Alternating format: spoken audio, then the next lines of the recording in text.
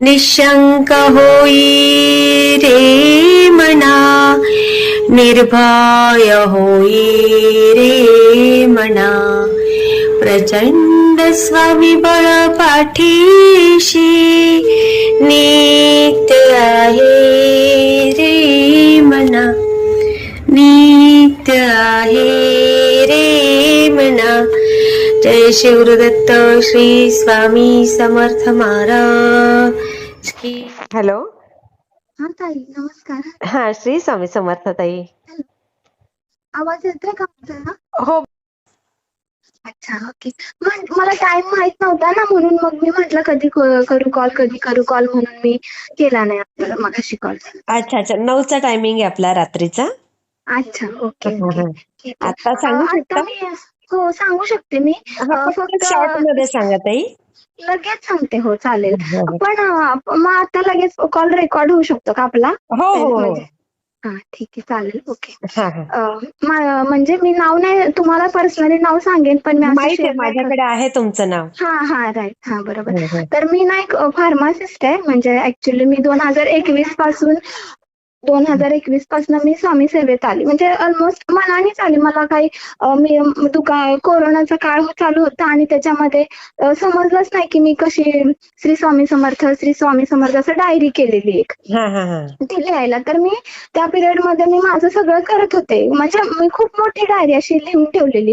आणि ना माझा मुलगा 7 वर्षाचा होता. तर तो माझ्या आईकडे गावी ठेवलेला. का तर मी फार म्हणजे ह्या सगळ्या फील्ड मध्ये होते, मग त्याला पण इन्फेक्शन नको असं म्हणून मी आणि माझे मिस्टर इकडे राहत होतो आम्ही मुंबईमध्ये. तर त्या पिरियड मध्ये माझं पूर्ण शरीर डाऊन झालेलं. म्हणजे मी जेवत नव्हते, डोळ्यांच्या बाजूला सगळे म्हणजे वेगळ्या पद्धतीचे सगळे सर्कल नव्हते, ते डाग पडलेले वेगळे. आणि खूप डाग वगैरे असे पडलेले. आणि तब्येत एकदम वीक झालेली. म्हणजे 21 किलो वजन झालेलं माझं आता वय. हो, माझं आता वय 33 आहे. पण त्या काळामध्ये फक्त 21 किलो वजन झालेलं. इतकं मला समजतच नव्हतं की एक्झॅक्टली काय होतंय मला असं. आणि मी नंतर त्या पिरियड मध्ये ना एक माझ्या आईच्या गावचे, मी त्यांना मामा म्हणायचे. ते म्हणजे असं म्हणतात ना आपण की विश्वासाने आपण एखाद्याला सगळ्या गोष्टी सांगतो आणि ते असं वाटतं ना की ते आपली दुकानासाठी चांगलं करून देतील, हे करतील. म्हणून मी ते एक बघायचे, असं बाहेरचे बघतात ना, एक त्यांचं मी नाव नाही आता घेऊ शकत आहे, पण ते असं बाहेरचं बघतात म्हणून घ्यायचे मी त्यांचं असं नाव. म्हणजे मी त्यांच्याशी प्रत्येक गोष्ट डिस्कस करायची की मामा हे झालं, मामा असं झालं. आणि ना त्या माणसाने ना इतका माझा गैरफायदा घेतला ना ताई, इतका गैरफायदा घेतला. त्यांनी ना म्हणजे माझ्यावरतीच ब्लॅक मॅजिक केलं. आणि ना मी पूर्ण म्हणजे मला नवऱ्याचं भान नव्हतं, मुलाचं भान नव्हतं, स्वयंपाक सुद्धा मी घरात करत नव्हते, काहीच नव्हते करत. आणि माझ्या मेडिकलचे बिल, माझा सगळा रेकॉर्ड इतका व्यवस्थित होता. आणि ना त्या पिरियड मध्ये ना माझं बिल पेंडिंग व्हायची. तर मी म्हणायचे मी मालच नाही उचलत तर माझे बिल कुठून येत आहेत पेंडिंग. मला फोन यायचे की मॅडम तुमचं एवढं बिल राहिले. तर मी म्हणायचे मी घेतलंच नाही. तरी मी त्यांना पैसे द्यायचे. का द्यायचे मला काहीच माहित नाही.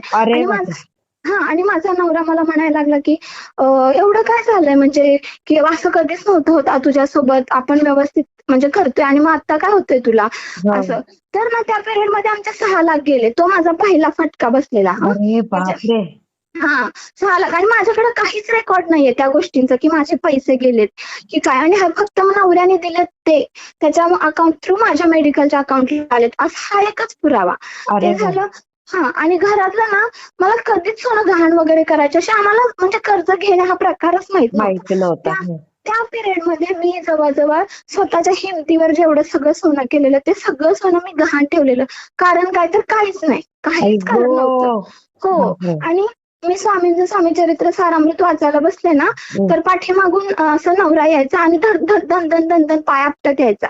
तर मला असं वाटायचं की कोण आलंय मला म्हणजे घाबरवायला, की उठ, हे करू नको असं मला उठवायचं ती वाईट शक्ती. मग ते असं म्हणजे त्या पिरियड मध्ये माझ्यासोबत घडत होत्या ह्या सगळ्या गोष्टी.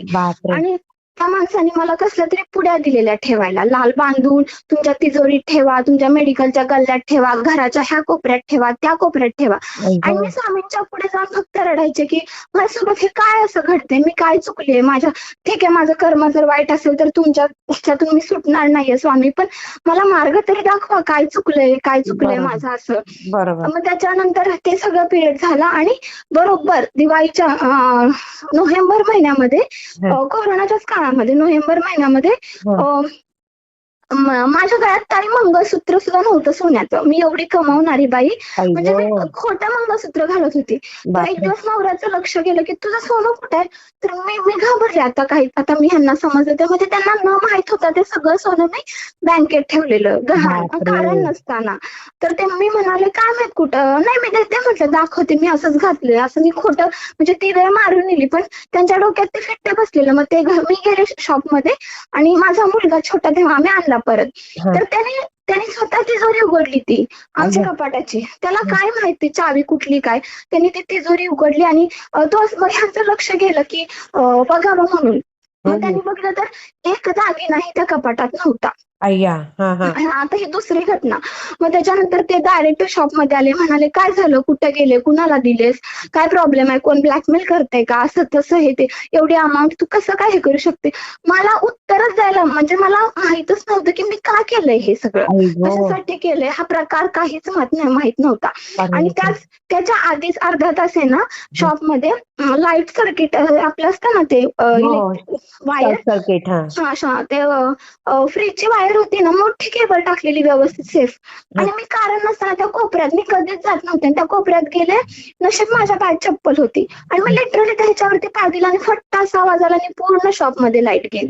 म्हणजे जर माझ्या पायात काय नसतं तर मी तिथेच ऑन दी स्पॉट गेली असते असं. आणि मी नंतर म्हटलं की म्हणजे स्वामींनीच मला वाचवलं. मी परत पाठीमागे आले, मी ह्यांना फोन केला की असं असं झालं. तर तेव्हा त्या नवऱ्याने 8 लाखाचं ते सोनं बँकेतनं सोडवलं. मग मला सांगा मी कुठे गेले ते माझे पैसे, दुकानात तर कुणाचंच माझ्याकडे उधारी मी कधीच ठेवत नव्हते. आणि मग माझे ते 8 पहिले 6 मग हे 8 आणि त्याच्यानंतर आता मग परत त्याच्यानंतर मी तिथून शॉप चेंज केलं का मला त्या माझ्या बाजूच्या डॉक्टर गेल्या तर म्हणून मी दुसऱ्या बाजूला दुसरीकडे शॉप टाकलं. आणि खरी कहाणी तिथं स्टार्ट झाली. म्हणजे मला आयुष्यातून उठवण्याचं म्हणजे पूर्णपणे. आणि मग तिथून मी तिथं सगळं मला सेटलमेंट केली, सगळं शॉप वगैरे सगळं टाकलं. तर तो माणूस, मी त्या माणसाला पूर्णपणे ब्लॉक केलं, सगळ्या बाजूनी ब्लॉक केलं. मला माहित नाही म्हणजे 7 ते 8 महिने त्या माणसाशी मी कसलाच कॉन्टॅक्ट केला नाही. आणि जवळपास ना तो आपल्या आजोबांच्या वयाचा, असं म्हणजे एवढा म्हातारा. आणि एका पायाने हँडिकॅप पूर्ण. तरी किती त्याच्या अंगात किती म्हणजे हे बघा. आणि मग मी 8-9 महिने मी पूर्ण मला ब्लॉक लिस्ट मध्ये नाही नोटिफिकेशन येतं ना तसं यायचं की हे कॉल करतायत ते कॉल करतायत असं वेगवेगळ्या नंबरवर मग तो मला कॉन्टॅक्ट करायचा असा प्रयत्न करायचा. पण मी स्वामींना सांगून ठेवलं होतं.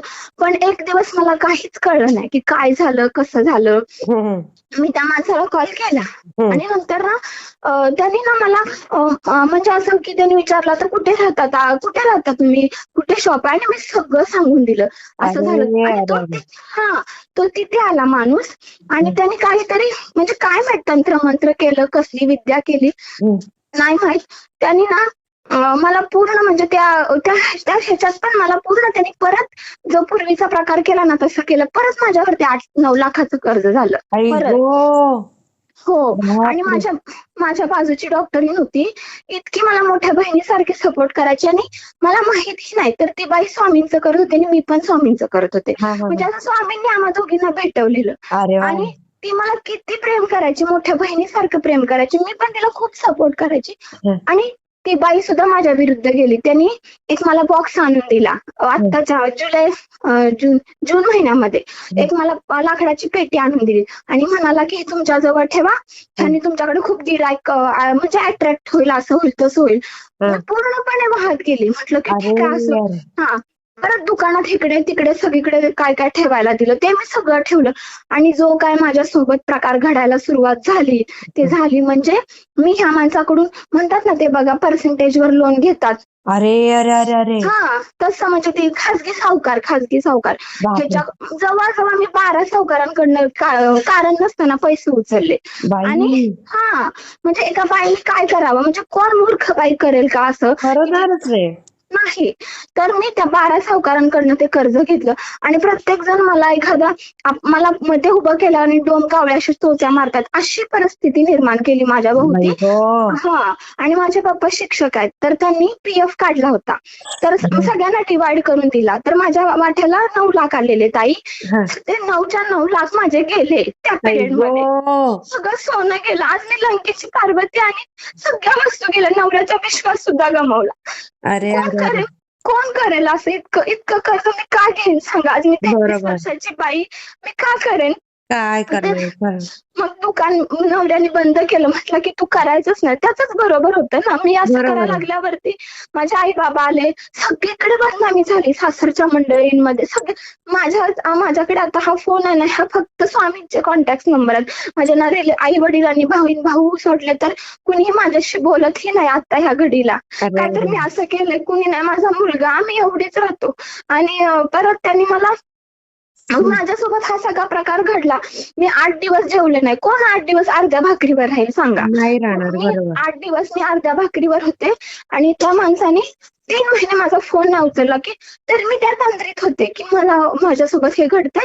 मला त्या मामांना सांगायचंय असं झालं तसं झालं.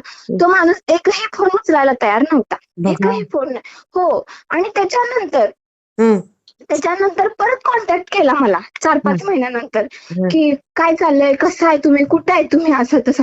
मी म्हटलं की आज फोन केला का, म्हणलं माझ्या तिसऱ्यालाच यायचं ना तुम्ही, म्हणलं हम्म. असं म्हणलं. तसं त्याने फोनच ठेवला. परत फोनच नाही घेतला. अरे आणि आणि त्याच्यानंतर मी फक्त मी स्वामींना सांगितलं की ह्याच्या मागं सूत्रधार कोण आहे तो मला तुम्ही दाखवून द्या. हा मला हे चैन नाही पडत. मी वाईट काय कुणाचं केलं नाही. तर माझ्यासोबत हे सगळं घडलंय तर तुम्ही मला फक्त सांगा. तर मग मी अशीच खूप स्वामी चरित्र सारामृत म्हणजे जसं जमल तसं ती सेवा मी करायला लागले. मग परत त्याच्यानंतर ना माझ्या बहिणीचे कोणीतरी अशा आहेत म्हणजे स्वामी सेवेत होते का त्यांच्याकडे एकवीर आईचं काहीतरी असं म्हणजे देवीचं होतं त्यांच्याकडे. तर त्यांनी सगळं सांगितलं की तो माणूस 2018 पासून ते आतापर्यंत तुमच्यावरती इतकी ब्लॅक मॅजिक त्याने केलेलं आहे, इतकं ब्लॅक मॅजिक केलेलं आहे की विचारू नका. तुम्हाला 25 ते 30 लाखाला त्यांनी गंडा घातलेला आहे. आणि त्याच्याकडे बंगाली विद्या आहे. तो आणि त्याच्या बायकोचा भाऊ म्हणजे मेहुणे सगळे मिळून एकत्र असं करतात. हा प्रकार करतात. हा तर मग मी म्हणायचे स्वामींना की मी का लॉस मध्ये गेले, मला सूत्रधार सांगा. मला स्वामींनी साक्षात दाखवून दिलं कोण आहे ते. आणि त्या दिवशी मम्मी मामाच्या गावी गेलेली. मामाच्या गावचा आहे ना तो. तर तिथे गेली तर तिथे एक मुलगी आली. कोण आली काय माहित नाही. तिच्या हातात काहीतरी पर्टिका काय असते ना देवीची ती होती. तर ती म्हणाली की ती माझ्या मामांच्या सुनेला म्हणाली इथं हा माणूस राहतो, तो आहे का, आता आहे का, कशाचा तो. म्हटले की पित्रांना हे करून काम करणार आहे. त्याला कोंबडी मटण अंडी द्या म्हणजे बघा तू कसा तुमची कामं करतोय. लोकांना पहिल्यांदा देतो, मग त्यांना लुबाडतो आणि परत त्यांच्याच वरती फिरवतो. म्हणजे काय जे असेल ते असं. आणि म्हणाले की मग मम्मी म्हणाली की म्हणजे तिथं मम्मी काय नाही बोलली. पण तिथं आल्यानंतर मम्मी म्हणाली माझ्या पोरीसोबत हा सगळा प्रकार घडला. एकदा नाही, दोनदा नाही, 3. म्हणजे स्वामींनी दाखवून दिलं तिला की तुझी पोरगी चूक नाही, तिला अडकवलं गेलं ह्याच्यामध्ये असं.